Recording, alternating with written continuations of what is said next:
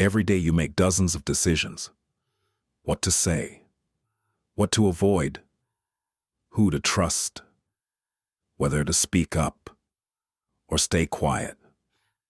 You think you're making those choices. But what if someone else is? There is a younger version of you, somewhere around age 8 or 10, who is still running parts of your adult life, not metaphorically, neurologically, actually. And the moment you understand this, really understand it, is the moment everything starts to make sense. Why you react that way. Why certain things hit harder than they should. Why you keep ending up in the same place. Here is the science. Between the ages of 0 and 10, your brain is in a hypnotic learning state. It is recording everything. Every lesson about the world, about safety, about what love looks like, and writing it as permanent programming. Nobody sits a child down and says, "Here are your limiting beliefs." It happens quietly. A parent's anger, a classroom embarrassment, being ignored when you needed to be seen. Each moment writes a line of code, and then you grow up, but the code doesn't delete itself. It just moves underground. Suddenly you are 30 years old, and a look from your boss makes you feel exactly like a frightened 9-year-old. That is not a coincidence. That is programming. Someone cancels plans, and suddenly you spiral. Someone raises their voice, and you go completely silent. Someone gives you a compliment, and you immediately distrust it. These reactions don't belong to your adult self. They belong to a child who learned to survive. Psychologists have found that most inner child wounds come down to 3 core beliefs. I am not enough. I am not safe. I am not loved.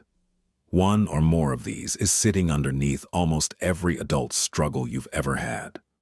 So the adult compensates, overworks to prove worthiness, keeps everyone at arm's length to feel safe. People pleases endlessly to earn love. The adult life becomes one long attempt to heal what the child never got. The first step toward healing is the simplest and hardest: noticing, not analyzing, not fixing, just pausing in a reactive moment and asking, how old does this feeling feel right now? Because if the answer is somewhere between 6 and 12, it's not the adult reacting, it's the child. The next step is something that feels strange but works. Speak to that younger part of you, not out loud, in your mind. Tell them, I see you, I know you're scared, but I'm the adult now. I've got this. You don't have to protect us anymore. The child in you didn't need to be fixed. It needed to be seen. It needed someone to stay. To say, your feelings make sense. You are not too much. You are not the problem. You were just small, and the world was too big. This is what therapists call reparenting. Giving yourself now what you needed then. Consistency, patience, kindness that isn't earned.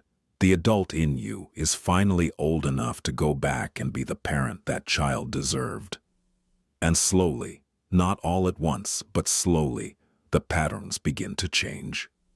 The outsized reactions get smaller. The old triggers lose some of their charge. Because you are finally responding to what's actually there, not the ghost of what was. One more thing. The body keeps score. That tightness in your chest during conflict, the hollow stomach when someone goes quiet. That's the child's memory stored in your nervous system. Healing isn't just thinking differently. It's teaching your body it's safe now. The child is not something to cut away or outrun. They are part of you, but they don't have to be in the driver's seat anymore. Your past shaped you. It does not get to define you, not without your permission. So reach back, not to stay there, but to let them know they've been found, that someone finally came, that they don't have to keep running the show from the shadows. You don't leave the child behind. You bring them with you into a life where they feel safe, seen, and finally enough. The version of you at age 10 was doing the best they could with what they had. And so were you. The healing begins the moment you stop fighting that child and start listening to them instead. If something in this video felt personal, it was meant to. Save it, come back to it on the hard days, and subscribe, because every week we go to the places that most people are too afraid to look.